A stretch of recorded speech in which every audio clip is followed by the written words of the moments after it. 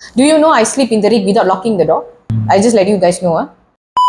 And I would say நான் ரிக்கு போகும்போது தான் எனக்கு வந்து I have a very good understanding of men. I would say very young age. I have a very profound respect actually. They really work very hard. நான் அந்த ரிக்ல தான் வேலை செய்யும் போது உண்மையில தான் நான் சொல்லுவேன். நான் கேட்பேன் சம்டைம்ஸ் போய் சரி ஓகே நீங்க ஒரு மாசம் வேலை செஞ்சீங்க, நீங்க வந்து அப்புறம் போவீங்க 2 வாரத்துக்கு வீட்டுக்கு லீவ் 2 weeks ஆஃப் போவீங்க, என்ன பண்ணுவீங்க?